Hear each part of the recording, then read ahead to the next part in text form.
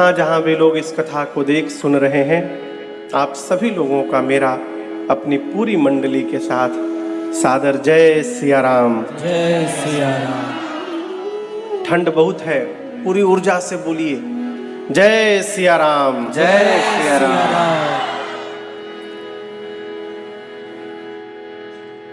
एक दोहा मैं रास्ते में गुनगुनाते आया हूं आज। नर सोचे नहीं होत है, हरि सोचे तत्काल। बलि चाहत बैकुंठ को, परंतु प्रभु पठए पाताल। कथा का समय सायंकाल 5 बजे से। अब मैं कब पहुंच रहा हूं? सायंकाल छोड़िए, रात्रि 8 बजे। लेकिन हम बतावें आपको, इसमें मेरा कोई अपराध नहीं है। मैं अपने घर से सुबह 7 बजे से निकला हूं, 8 बजे कलकत्ता एयरपोर्ट पे पहुंच गया। जिस जहाज को 9:30 बजे उड़ना था, वो जहाज वहां से 1:30 बजे उड़ी है। मुझे 12:30 बजे अमृतसर उतरना था, मैं उतरा हूं 4:15 बजे। और उसके बाद रास्ता तो भरी कृपा, इतनी ट्रैफिक। अभी 7:15 बजे मैं यहाँ होशियारपुर पहुंचा हूँ निवास में, स्नान किया हूँ, संध्या करके भगे भगे आप सबके सन्मुख आया। मैं तो ये सोच रहा था कि पंडाल में कोई होगा नहीं आज, कितना लोग वेट करेंगे। लेकिन यहाँ आपकी उपस्थिति देखकर इसी से आपकी भक्ति का परिचय प्राप्त हुआ। और मैं आपको बताऊं, 9 दिन बड़े आनंद की वर्षा होने वाली है यहाँ। तो आज प्रथम सत्र में कुछ विलंब हुआ, जिस कारण भी हुआ उसके लिए हम आपसे क्षमा प्रार्थी हैं। कथा का समय 5 बजे से है, तो भैया लोग 4:15 तक आएंगे। 4:45 बजे अपने राघव जी यहाँ आएंगे, क्योंकि ठंड बहुत है। हाँ, इसलिए क्योंकि 5 बजे कथा प्रारंभ हो जाए, तब जाकर 8 साढ़े 8 बजे तक हम और आप कल से कथा गंगा में स्नान करेंगे। समय ठीक है ना सबके लिए? कोई दिक्कत नहीं ना? हाँ, तब ठीक है। आज सौभाग्य देखिए, सुयोग देखिए, आज विवाह पंचमी का महोत्सव है। मार्गशीर्ष मास कहते हैं, अगहन महीना, शुक्ल पक्ष पंचमी तिथि। और आज ही के दिन भगवान श्री सीताराम जी का मंगल विवाह महोत्सव संपूर्ण हुआ था। और उसी दिन से आज हम और आप होशियार में कथा प्रारंभ करने जा रहे हैं। तो आप जितने श्रोता यहाँ बैठे हैं, आप सभी को इस विवाह पंचमी की बहुत बहुत बधाई और बहुत बहुत शुभकामनाएं।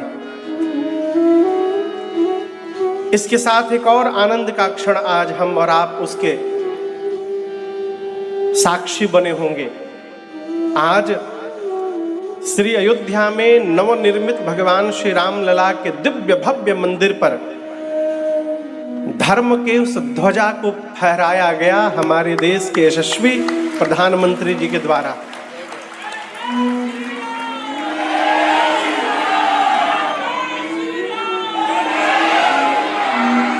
मैं आपको एक अपने मन की बात बताऊं। हम और विनय एयरपोर्ट पे बैठे हुए थे, ऐसे मन में ग्लानि भी हो रही थी कि यदि एयरलाइंस वाले पहले बता देते तो हम घर ही से न निकलते। भाई घर में बैठे रहते, जब समय होता तब आते। 8 बजे से बैठे बैठे 11:30 बज गया। हम लोग भी मोबाइल पर देख ही रहे थे उत्सव अयोध्या का। तब तक सबसे पहले नवभारत टाइम्स से फोन आया, महाराज जी 5 मिनट के लिए लाइव आ जाइए। तो 10-15 मिनट उस पर लाइव रहे हम लोग। फोन काटे कि टाइम हो गया बोर्डिंग का, तब तक मैसेज आया जहाज और लेट हो गई। फिर 5 मिनट फोन आए एबीपी न्यूज से, महाराज जी इस पर लाइव आ जाइए 10 मिनट। तो 15-20 मिनट उस पर लाइव रहे। तो मैंने विनय से कहा, विनय यदि जहाज राइट टाइम रहते तो इस समय हम लोग जहाज में रहते। तो पहली बात, इस दृश्य को देखने से वंचित रह जाते।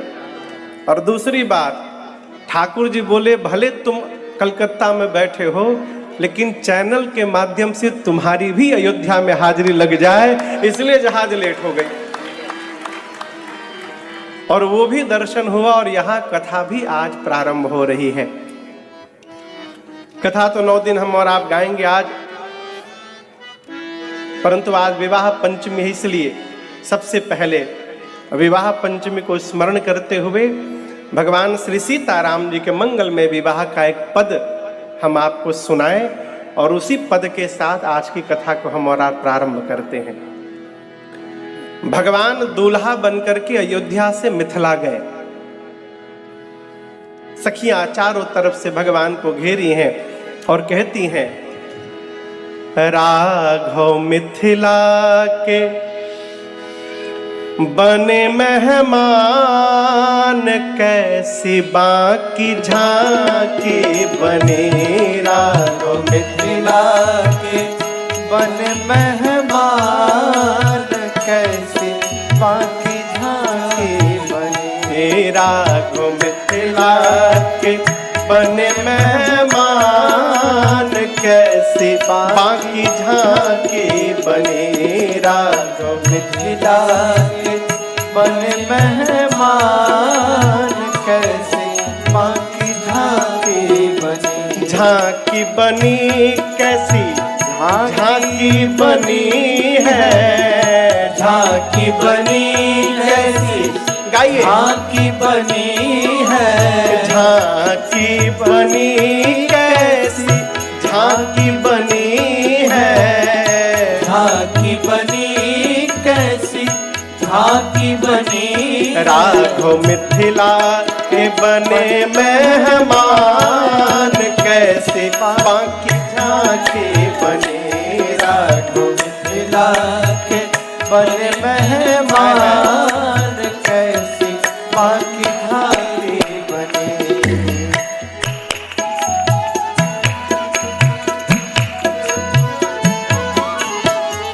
पहिरे सुभग बियहुती धोती, पहिरे सुभग बियहुती धोती। पियर ऊपर ना काका सोती, पियर ऊपर ना काका सोती। देख बिसरल सबको अपान, कैसी बाकी झांकी बने। देख बिसरल सबको अपान, कैसी बाकी झांकी बने। राघव मिथिला के बने मेहमान, कैसी बाकी झांकी बने।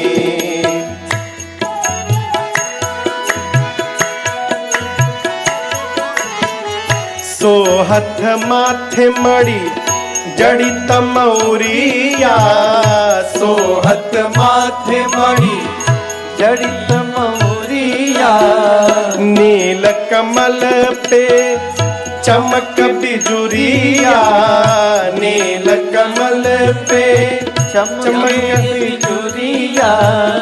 लाज अली लखी लट लटकान, कैसी बाकी झांकी बने। लाज अली लखी लट लटकान, कैसी बाकी झांकी बने। राघव मिथिला के बने मेहमान, कैसी बाकी झांकी बने।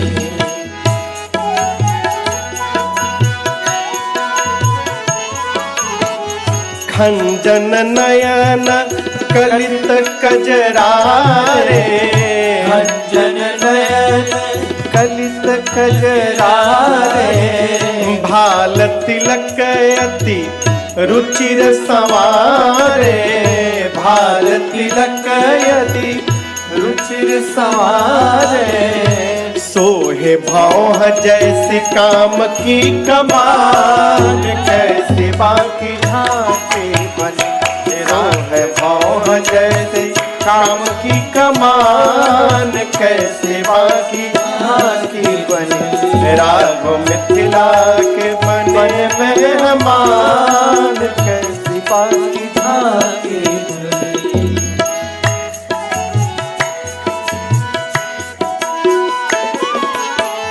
मंडप लससी राम सिय जोड़ी, मंडप लससी राम सिय जोड़ी। गुंचित चुनरी पियरी पिछोरी, पियरी पिछोरी। करे गिरधर सुमंगल गान कैसी बाकी बाकी बनी। करे गिरधर सुमंगल गान कैसे बाकी बनी। राघव मिथिला के बने मेहमान कैसी बाकी बनी। राघव मिथिला के बने मेहमान कैसी बाकी बनी। राघव मिथिला के बने मेहमान कैसे बाकी। बोलिए दुल्हा सरकार की जय। दुल्हन महारानी की विवाह महोत्सव की जय। जय जय श्री सीताराम।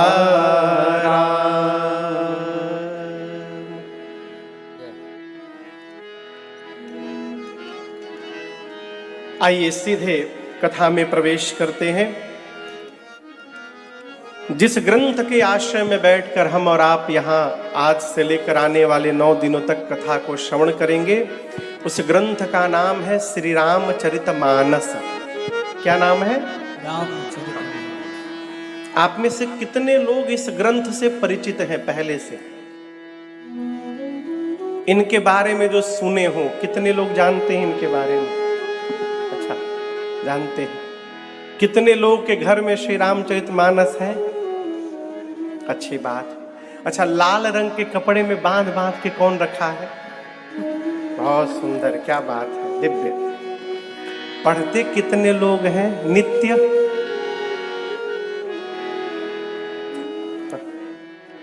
केवल 4-5 लोग हाथ उठाए हैं। दर्शन करिए। श्री रामचरितमानस को लाल कपड़े में बांध करके और आरती उतारने से कुछ होने वाला नहीं है। मैं आपको एक कहानी सुनाऊं। मैं कथाओं में बार बार सुनाता हूं। एक व्यक्ति अपने 55 रिलेटिव की सूची बनाया। कितने? 55। और हर संडे को एक रिश्तेदार के घर जाता था। उस समय एटीएम कार्ड नहीं हुआ करता था। हर रविवार को जाए और जाकर रिश्तेदार से कहे, क्या बताऊं, बैंक में बहुत रुपया है, लेकिन आज तो रविवार है, बैंक बंद। 5000 रुपया यदि आप दे दीजिएगा ना तो मेरा काम हो जाएगा। और इतना होमवर्क किया था वो कि एक रिश्तेदार से 5000 लेकर आऊं तो उस रिश्तेदार का अगला नंबर 1 साल बाद आवे। 5000 लेकर आता था, मजे से 1 सप्ताह रहता था, अगले संडे फिर दूसरे रिश्तेदार के घर, और यही बोले, क्या बताऊं, आज तो संडे है, बैंक बंद है, बैंक में बहुत रुपया है। ऐसा ही करे वो। एक बार एक रिश्तेदार ने कहा, ये बताओ तुम संडे को ही क्यों आते हो? यदि बैंक में बहुत रुपया है तो आज भर रुक जाओ, कल निकाल लेना। बोला, नहीं निकाल सकता। उसने कहा, अरे तुम ही तो कह रहे हो बैंक में बहुत रुपया है, तो क्यों नहीं निकाल सकते? उसने कहा, देखो बैंक में रुपया तो बहुत है, लेकिन उस बैंक में मेरा कोई अकाउंट नहीं है, तो मैं कैसे निकालूंगा? बात सही है, बैंक में रुपया तो है लेकिन अकाउंट नहीं होगा आपका, और आपके अकाउंट में यदि पैसा नहीं होगा तो आप कैसे निकालेंगे? उसी प्रकार। लेकिन इस ज्ञान का आपको क्या अर्थ है, क्या मतलब है? इस बैंक में जब तक आप भी अपना अकाउंट नहीं खोलिएगा, का लाभ आपके जीवन में दिखाई देने वाला नहीं है। मानस जी आरती उतारने के लिए नहीं है। 1 चौपाई, 2 चौपाई, 3 चौपाई, 1 दोहा नित्य पढ़िए। क्यों? श्री रामचरितमानस है, इसलिए स्पष्ट कर दूं, आप इस भ्रम में यहां ना बैठिएगा कि हम किसी किताब को सुनने के लिए बैठे हैं। ये रामचरितमानस साक्षात श्री राम जी का अवतार है, साक्षात अवतार है। अब आप कहोगे महाराज ये कैसे? तो दर्शन करिए। पूज्यपाद गोस्वामी तुलसीदास जी कहते हैं कि मैंने इस ग्रंथ की रचना किस दिन प्रारंभ की है। चौपाई का दर्शन करिए। संबत 16 31 संबत 16 31 करऊं कथा हरे पद धर सीसा। करऊं कथा हरे पद धर सीसा। नौमी भौम वार मधुमासा। नौमी भौम वार मधुमासा। अवधपुरी यह चरित प्रकाशा। अवधपुरी यह चरित प्रकाशा। जेहि दिन रामा जन्म श्रुति गावहि। जेहि दिन राम जन्म श्रुति गावहि। तीरथ सकल कहाँ चली आवहि। तीरथ सकल कहाँ चली आवहि।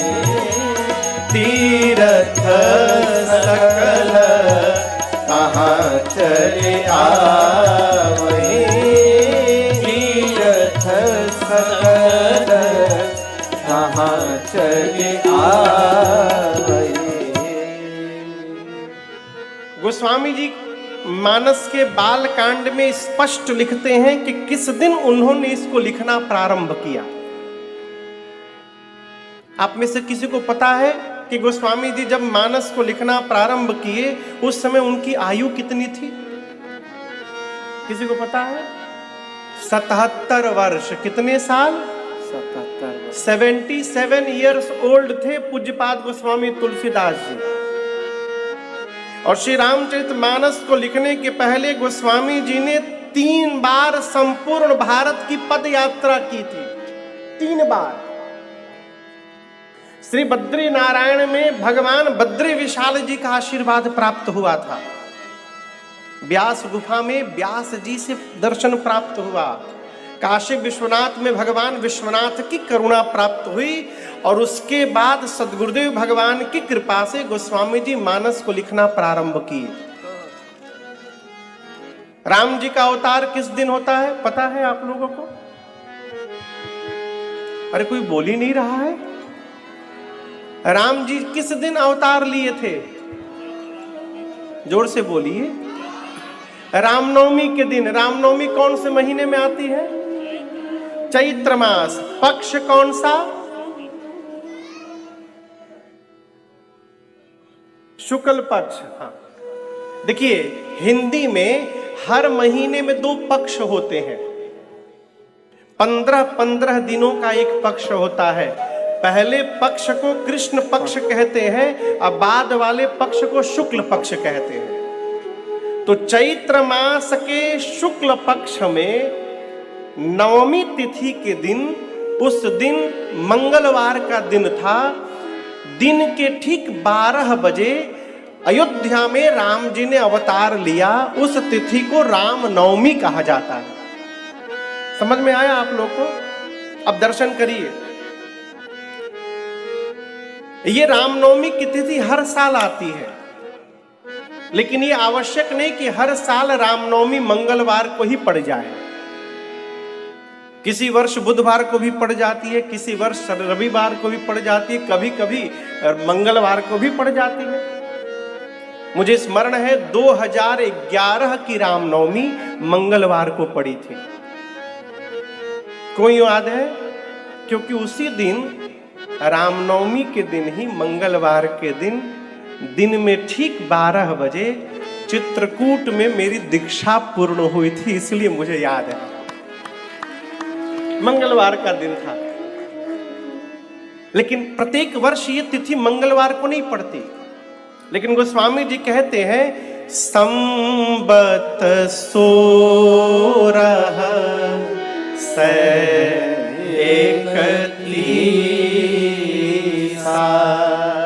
अभी सन 2025 चल रहा है, लेकिन संबत 2025 नहीं चल रहा है, संबत 2082 चल रहा है।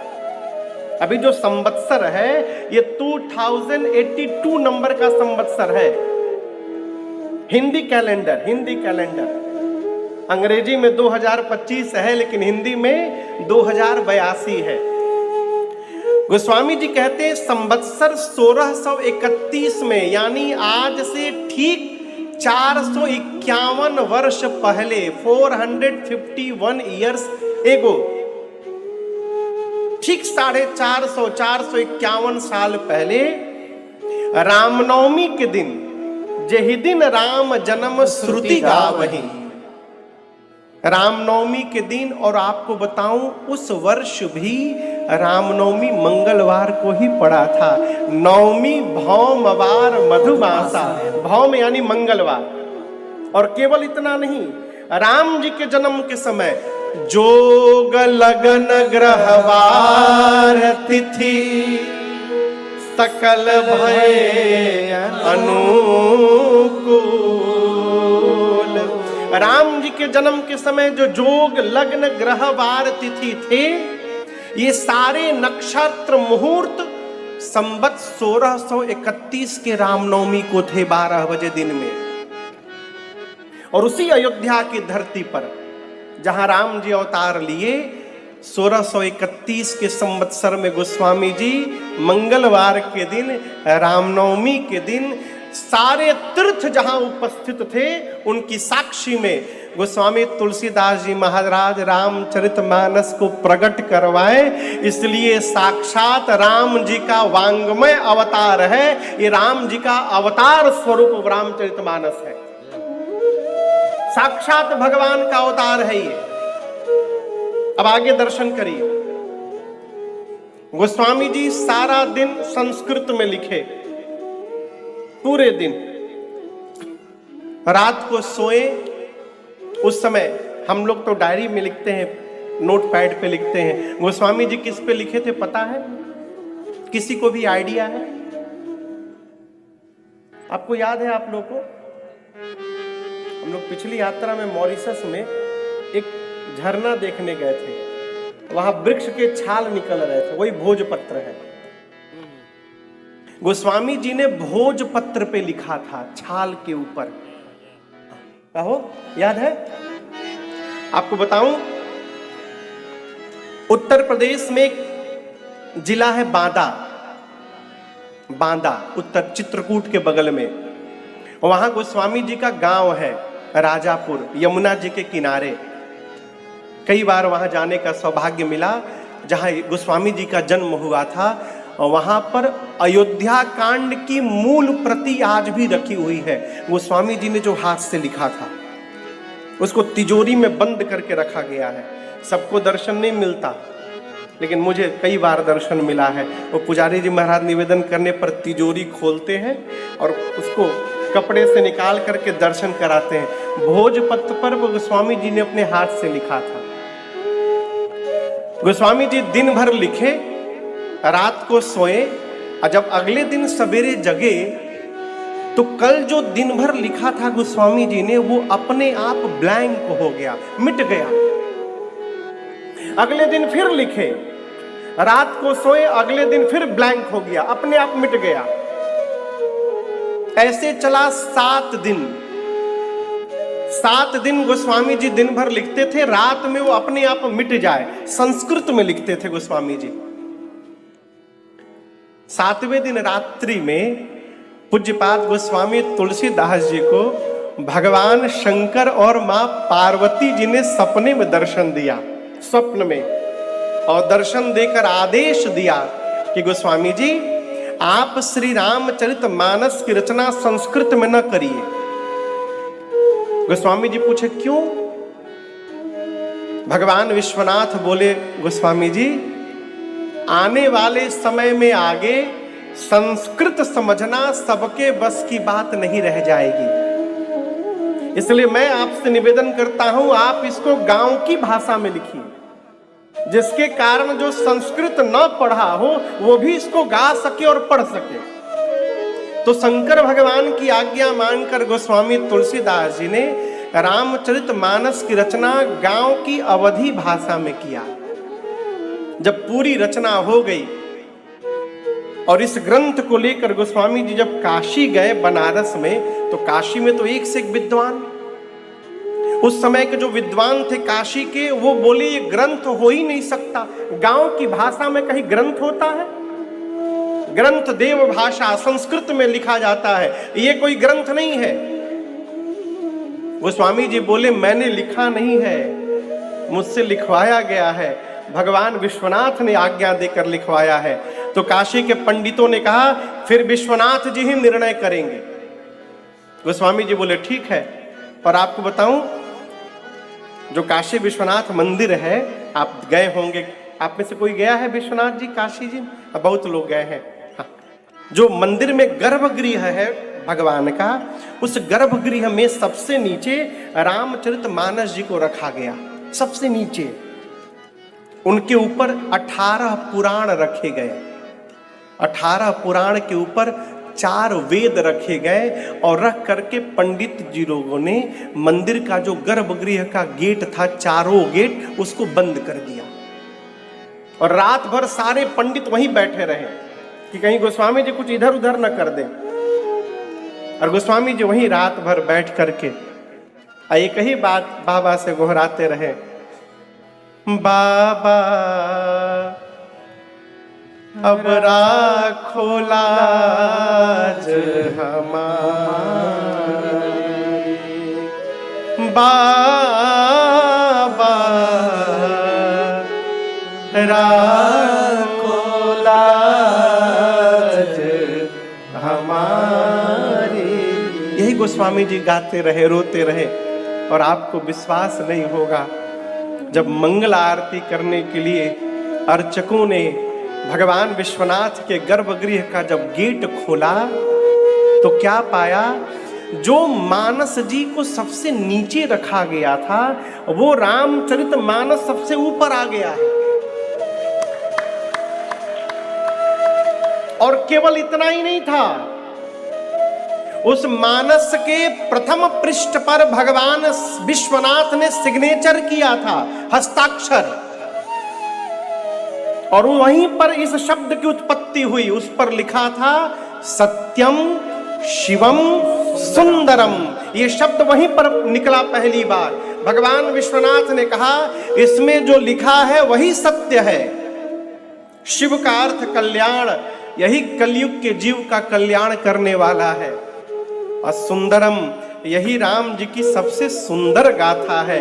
तब जाकर श्री रामचरितमानस का प्रचार प्रसार प्रारंभ हुआ। यदि गोस्वामी जी संस्कृत में लिख दिए होते तो न राजन इस कथा को गा पाते, न आप बैठ के समझ पाते। गोस्वामी जी ने कितना बड़ा उपकार किया, आप कल्पना नहीं कर सकते। आप इतने लोग बैठे हैं, कुछ पूछूं मैं? भगवत गीता का श्लोक कितने लोगों को याद है? एक श्लोक, कम से कम एक श्लोक। एक हाथ केवल उठाए इधर, बस इधर भी 2-3 लोग उठाए हैं, उधर भी है। हाँ, अच्छा हाँ, आप तो देवता हैं, आपको तो याद ही होगा। आप लोग इससे बाहर रहिए, आप लोग तो सब याद होगा। बटुक देवता सब यहाँ पर आए हैं। अच्छा चलिए, 4-5 लोग को याद है। शिव महापुराण का एक श्लोक कितने लोग को याद है?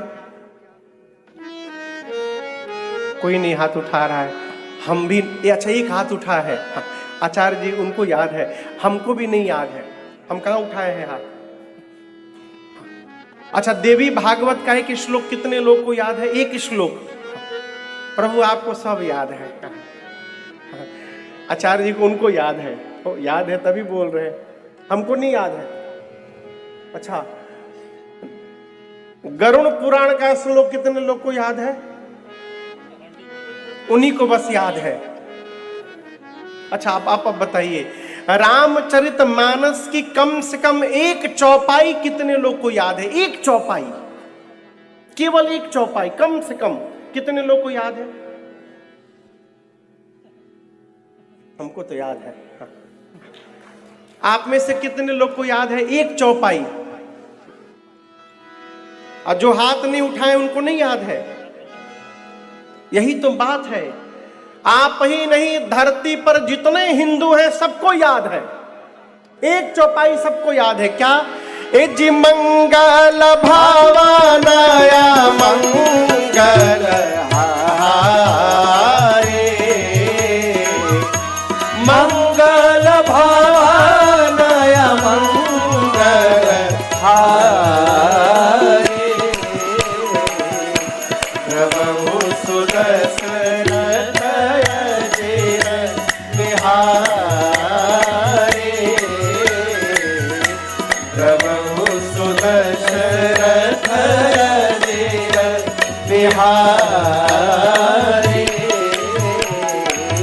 प्रभु सुदशरथ अजिर बिहारी।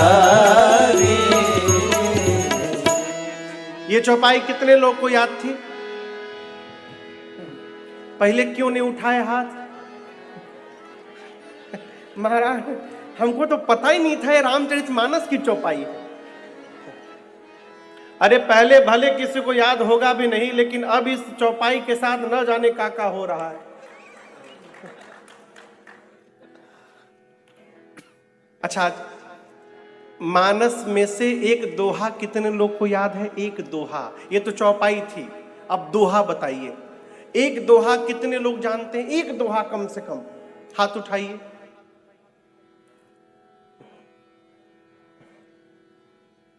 अभी आनंद आएगा। जो जो नहीं उठाया है उसको नहीं याद है ना? बोलिए, चलिए मेरे साथ गाइए। श्री गुरु चरण सरोज रज निज मन मुकुर सुधार, बरनौ रघुबर बिमल जस जो दायक फलचार। ये दोहा है, ये दोहा कितने लोगों को याद था? पहले क्यों नहीं उठाए? महाराज आप तो बोले थे रामचरितमानस, ये तो श्री हनुमान चालीसा का। नहीं, यही तो बात है, जब लाल रंग के कपड़ा में बांध करके आरती उतारिएगा तो यही होगा। ये मानस जी में 7 कांड है। दूसरा कांड है अयोध्या कांड। अयोध्या कांड का पहला दोहा ही यही है। श्री गुरु चरण सरोज रज निज मन मुकुर सुधारे, बरनौ रघुबर बिमल जस जो दायक फलचार। यहीं से अयोध्या कांड की कथा प्रारंभ होती है। याद सबको है ना? यही मानस जी की प्रामाणिकता है। आप दर्शन करिए, हम भले परिचित न हो, लेकिन मानस जी जनमानस तक पहुंच गए हैं। यही भगवान की व्यापकता है और इसका महत्व है।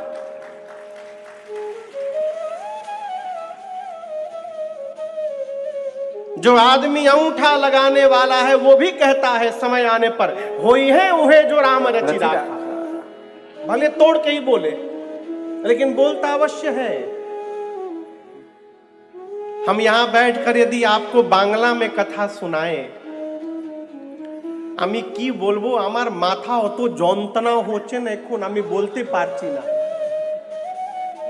পুরো কপাল আমার ব্যথা করছে। कुछ समझ में आया? हाँ, उसी प्रकार हमको आपकी भी समझ में नहीं आती। केवल इतना मालूम है, सड्डे नाल रहोगे तो ऐस करोगे।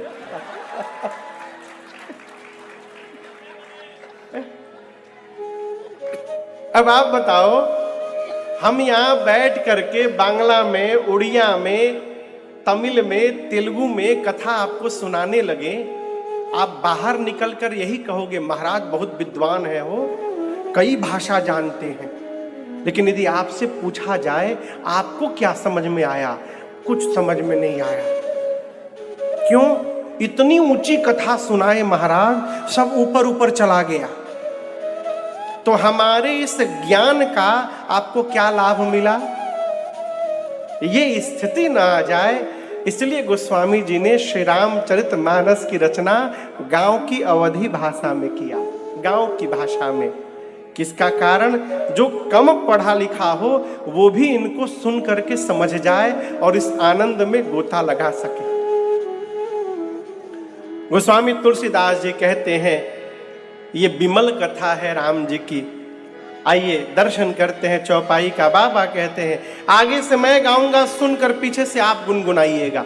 बाबा कहते हैं, विमल कथा कर कीन्ह अरंभा, विमल कथा कर कीन्ह अरंभा, सुनत न साहि काम मद दंभा, सुनत न साहि काम मद दंभा, रामचरित मानस एहि नामा, रामचरित मानस एहि नामा, सुनत श्रवण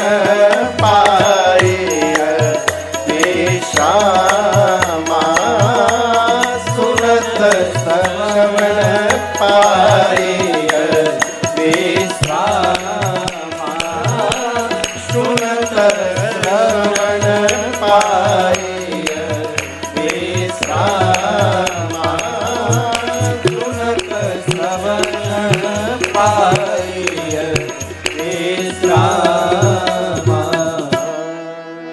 गोस्वामी जी कहते हैं, मैं जिस कथा को प्रारंभ करने जा रहा हूं ये विमल कथा है। कैसी कथा है? बीच में आप भी बोला करिए, कैसी कथा है? आप में से कई लोगों का नाम विमल होगा। विमल नाम का कोई व्यक्ति है यहां पर? अच्छा हाँ, पंजाब में विमल कहां से आ गए? यहां तो मनिंदर, जितेंद्र, परविंदर यही नाम होगा। हाँ, क्षमा करिए।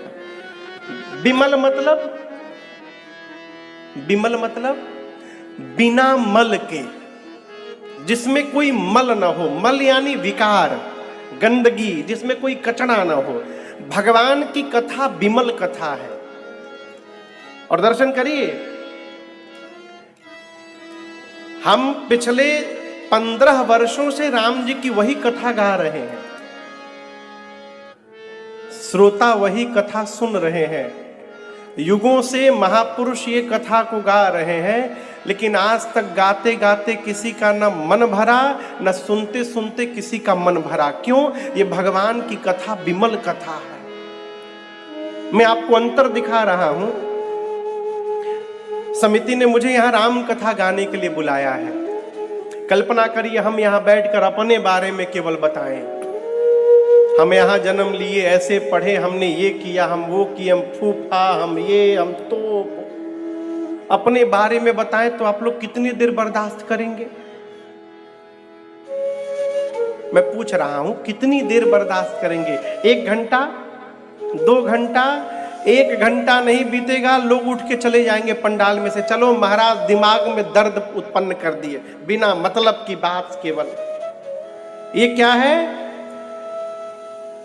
जीव की कथा सुनिएगा तो सर में दर्द उत्पन्न हो जाएगा, और जगदीश की कथा श्रवण करिएगा तो सर का दर्द समाप्त हो जाएगा। यही अंतर है केवल। भगवान की कथा विमल कथा है। गोस्वामी जी कहते हैं, मैं इस कथा को प्रारंभ करने जा रहा हूं। क्या होगा? सुनत न साही काम मद दंभा। जीवन में 6 प्रकार की बीमारी लगी है, राजन को भी लगी है और आपको भी लगी है। कितने प्रकार की? 6 प्रकार। और बुरा ना मानिएगा, कितने भी बड़े डायग्नोस्टिक सेंटर में चले जाइए, ये डायग्नोसिस होने वाला नहीं है। ये 6 बीमारी क्या है? काम, बोलते जाइए, काम, क्रोध, मद, मोह, लोभ, मत्सर। कितने हो गए? 6। हम राम कथा गा रहे हैं, उसके बाद भी मेरे भीतर ये बीमारी है। आप सुन रहे हैं, उसके बाद भी आपके भीतर है। बुरा ना मानिएगा। हाँ, किसी के भीतर कोई अधिक है, किसी के भीतर कोई अधिक है। अब हम यहाँ आपको प्रवचन दे, क्रोध नहीं करना चाहिए, क्रोध नहीं करना चाहिए। ये साउंड 5 बार पी पा बोल दे, फिर देखिए क्रोध हमारा। ऐसा करें, हम आप पर नहीं करेंगे, आप गुस्सा न लगाइएगा। हाँ, व्यवहारिक बात, माया से बचिए, मोह से बचिए। कैसे बच जाइए साहब? इम्पॉसिबल। ये विकार है, बीमारी। गोस्वामी जी कहते हैं, इस कथा को सुनते रहने से, सुनते सुनते सुनत न साही काम मद दंभा। ये जितने विकार है, कथा सुनते सुनते धीरे धीरे धीरे धीरे करके विकार अपने आप शांत होने लगेंगे। समाप्त तो नहीं होगा, शांत हो जाएंगे। ये कथा का लाभ है। गोस्वामी जी कहते हैं, कथा सुनने से सुनत श्रवण पाइय विश्राम। कथा सुनने से मन को विश्राम प्राप्ति होती है। क्या मिलता है? विश्राम। लेकिन हम आपसे एक बात कहें, फ्री समझते हैं ना? फ्री। पंजाब के लोग फ्री ना समझे तो कौन समझेगा? हम कुछ बोल नहीं रहे हैं। फ्री पर यहां क्या क्या हो जा रहा है आप तो देख ही रहे हैं। फ्री में जब दवाई मिल जाए ना, तो मनुष्य को उस दवा का महत्व पता नहीं चलता। फ्री में जो दवाई मिलती है, उस दवाई को लोग फ्रिज के ऊपर रख देते हैं, पाते नहीं है। और जिस दवाई को रुपया दे करके खरीद के ले आते हैं, उस दवाई को घड़ी की सुई मिला मिला के खाते हैं। उसी प्रकार कथा पंडाल में आप सुनने आए हैं, लेकिन जब तक इस कथा को यहाँ बिठा करके अपने घर तक लेकर नहीं जाइएगा, तब तक इसका प्रभाव जीवन पर दिखाई देने वाला नहीं है। कई लोग सालों से कथा सुनते हैं, अब पूरे पड़ोसियों से झगड़ा किए रहते हैं। हम ऐसे ऐसे लोगों को जानते हैं जो मोटा तिलक लगाते हैं। कोई 20 साल से सुंदरकांड पढ़ रहा है, कोई 40 साल से कथा सुन रहा है, कोई मानस पढ़ रहा है, अपने भाई से केस लड़ रहे हैं कोर्ट में। ये कौन सी कथा सुनते हैं आप? कथा सुनने से कुछ नहीं होगा, कथा सुनकर गुनने से होगा। कथा सुनकर गुनकर और उसको जब जीवन में उतारने का प्रयास करेंगे, तब जाकर इसका प्रभाव हमारे व्यवहार पर दिखाई पड़ेगा। हम तो 9 दिन के लिए आए हैं, 9 दिन कथा गाकर चले जाएंगे।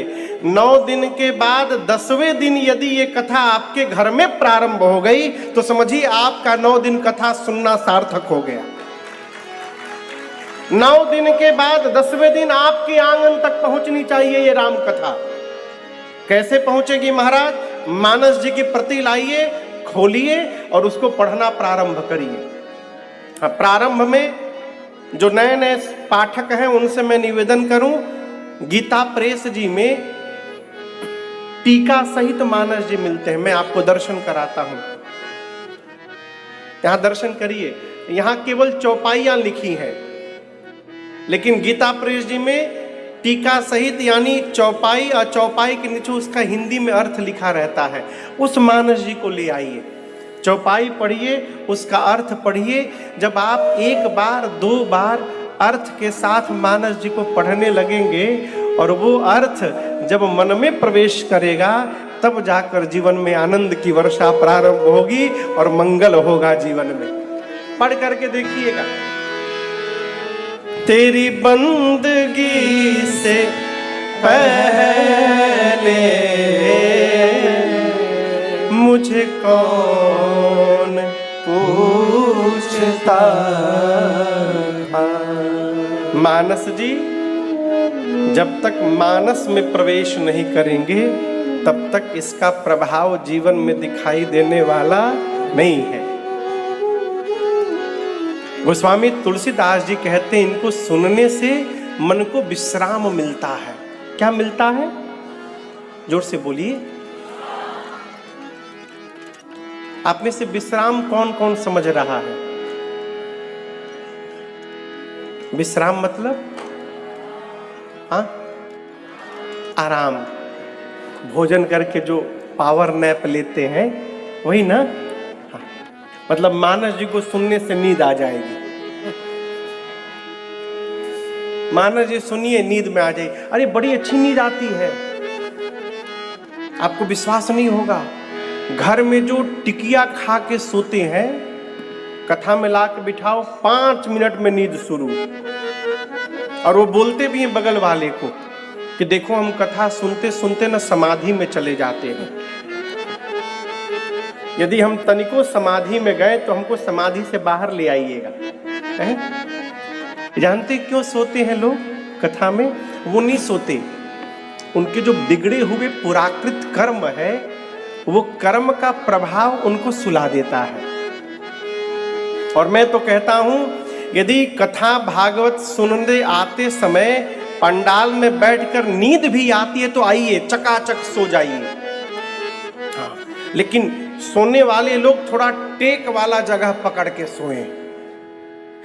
पीछे आराम कुछ टेक उक लगा हो, क्यों? चुपचाप उलर गए, सो गए। टेक नहीं रहेगा तो कभी इसके ऊपर गिरिएगा, कभी उसके ऊपर गिरिएगा। नींद आ रही है, आके चकाचक सोइए। कोई कहेगा महाराज उल्टी बात क्यों कहते हैं? सही बात है। आप जितना सोइएगा कथा में, आपका पीछे का अकाउंट कटता जाएगा। और सोते सोते जिस दिन पीछे का बैलेंस 0 हुआ, उसी दिन आपकी नींद खुल जाएगी और उसके बाद कभी कथा में नींद आने वाली नहीं है। खूब आइए, सोइए चकाचक। लेकिन ये विश्राम नहीं है, नाम में ही अर्थ छिपा है, विश्राम। क्या नाम है? विश्राम। इसका क्या मतलब है? विश्राम किसको कहिएगा? घर परिवार के लोगों के द्वारा कही गई कड़वी बात पीने के बाद भी कान से, जो घर के लोग, परिवार के लोग विष रूपी कड़वी बात निकाल रहे हैं मुख से, उस बात रूपी विष को पान करने के बाद भी उनके लिए जिसके मुख से हमेशा राम राम निकल रहा है, वो विश्राम को प्राप्त कर चुका है। ये विश्राम है। विश्राम प्राप्त करने के बाद जीव अभाव में भी नाचता हुआ दिखाई पड़ेगा। ये विश्राम है। विश्राम मिल जाने के बाद हम ये स्वीकार कर लेते हैं कि जो हो रहा है वो भगवान की इच्छा से हो रहा है। राजी है हम उसी में जिसमें तेरी रजा है। राजी है हम उसी में जिसमें तेरी रजा है। सारे जहां के मालिक अब तेरा ही आसरा है। ये विश्राम है। क्या? भगवान पर भरोसा प्रगाढ़ हो जाना और हर परिस्थिति को स्वीकार करके आनंद में बने रहना, ये विश्राम है। और बिना राम जी की कृपा से विश्राम प्राप्त होने वाला नहीं है। इसीलिए गोस्वामी जी कहते हैं कि सुनता श्रवण पाई विश्राम। कान से सुनते रहिए, एक दिन 9 दिन सुनने से कुछ नहीं होगा। यहां नल को क्या बोलते हैं? नल को टैप, टैप अंग्रेजी में बोलते हैं ना, टोटी टोटी, टुंडी टुंडी, टुंडी, टोटी टोटी, टोटी टोटी, अच्छा टोटी, आप जो बोल रहे हैं वही वही। हाँ टोटी, टोटी मान लीजिए। हाँ टोटी होता है, यहाँ पंजाब में भी होता है घुमाने वाला। अच्छा यहाँ भी होता है। अच्छा हम सोचे भारत के उत्तर में आए, यहाँ कोई नया सिस्टम आया हो। मैं आपको एक घटना बताऊं। पिछले साल मैं जुलाई के महीने में अमेरिका में था। तो एक घर में मैं रुका था जहाँ पर, तो उस घर का जितना इलेक्ट्रिक का जो लाइट था ना, पंखा तो था ही नहीं वहाँ पे, जो भी जितना लाइट था ना वो सब वॉइस कंट्रोल था। तो जिस बिटिया के घर में मैं था तो वो हमको पहले दिन बताई, गुरुजी यहाँ स्विच नहीं है कुछ भी, आपको बोलना पड़ेगा। मतलब क्या बोलना पड़ेगा? बोला एलेक्सा लाइट्स ऑन, लाइट जल जाएगा। एलेक्सा लाइट ऑफ, बंद हो जाएगा। हम भी 2-3 बार ट्राई किए, हो गया। चौथे दिन हम एलेक्सा भूल ही गए। मैं कथा से लौटा, रात को 11:30 बजे प्रसाद पाया, रूम में गया, थका था सोने के लिए। अब मैं एलेक्सा भूल गया। मैं बोला सीरी लाइट्स ऑफ, अब वो बंदे ना हो। मैं बोला ये क्या हुआ भाई? तो मुझे लगा कि लगता है मेरा वॉइस कैच नहीं कर पा रही है। तो मैं अपने जाने में जितना आवाज बना सकता था बनाया, मोटी आवाज में, पतले आवाज में, Siri lights off, Siri lights off, कोने से, बाहर से, धीरे से, जोर से मैं 1 घंटा बोलता रहा। अब वो लाइट बंदे ना हो, सर में दर्द। अब मैं करूं तो करूं क्या? घर वालों को नहीं जगा रहा था शर्म के मारे। क्या बोलेंगे, गुरुजी को इतना भी नहीं समझ में आता। मैं बोला हे ठाकुर जी अब आप ही जानो, लगता है श्री को बुखार हो गया है आज। मैं उसी तरह लेट गया। नींद तो आवे नहीं, लाइट में कैसे नींद आई? 1-1.5 घंटा बाद जब हमको ध्यान आ रही, कहीं एलेक्सा से तो नहीं बंद होगा। मैं बोला एलेक्सा लाइट्स ऑफ, तुरंत बंद हो गया। हे भगवान। देखिए विकास होना चाहिए, लेकिन इतना विकास न हो जाना चाहिए कि हमको पूछना पड़े कि हम कौन हैं। कई लोग इतना मेकअप लगा लेते हैं कि उनके घर ही वाले उनको नहीं पहचान पाते। तो कहने का अर्थ है कि मेकअप उतना ही हो कि हमारी आइडेंटिटी समाप्त न हो जाए। तो यहां भी टैप मिलता है ना, अच्छी बात। उसमें से भी पानी टपकता है। कोई टैप देखिएगा, कितना भी उसको टाइट करिए, उससे ड्रॉप बाय ड्रॉप पानी नीचे गिरता है। आपने ऐसा कोई देखा है नल? बोलिए। देखा है। ऐसा कोई नलका हो ना जिससे बूंद बूंद पानी नीचे गिरता हो, ऐसे नलके के पास 4-5 साल बाद जाइएगा, आपको आश्चर्य लगेगा। ये बूंद जहां गिरता होगा ना, वहां आपको पत्थर में छिद्र दिखाई पड़ेगा। एक ही जगह पर पानी का बूंद लगातार गिरते रहे तो सालों में वहां छिद्र हो जाता है। और किसी से कहिए कि पानी के बूंद से पत्थर में छेद हो गया, कहेगा सवेरे सवेरे भांग खा के आए हो का? क्या बकवास की बात करते हो? पानी के बूंद से पत्थर में छेद होगा, लेकिन होता है कि नहीं होता है? एक ही बूंद बार बार गिरे एक ही जगह पर तो पानी में भी छिद्र हो सकता है। उसी प्रकार भगवान की कथा बार बार जब कान में प्रवेश करेगी तो इस हृदय में भी छिद्र होगा और भगवत भक्ति वहां प्रवेश कर जाएगी। इसलिए सुनते रहिए, सुनते रहिए। सुनत श्रवण पाय विश्राम। श्री रामचरितमानस में 4 घाट बने हैं। कितने घाट? 4। प्रत्येक घाट पर एक कथावाचक है और उनके सामने एक सुनने वाले श्रोता। यहाँ तो हजारों की संख्या में आप लोग बैठे हैं, लेकिन वहाँ एक ही श्रोता बैठे हैं। और हर घाट पर वक्ता ने कथा के पहले कथा की महिमा गाई। आइए हम और आप इस महिमा को आज श्रवण करेंगे और इसके बाद आज की बेला को यहाँ विश्राम देंगे। कल से कथा 5 बजे प्रारंभ हो जाएगी। सभी वक्ताओं ने क्या कहा? इसे श्रवण कर मिट जाती है। किसे श्रवण करके? किसे सुन करके? भगवान की कथा। ये कथा श्रवण कर मिट जाती है, 100 जन्म जन्म की व्यथा हो। जय जय राम कथा, जय श्री राम कथा।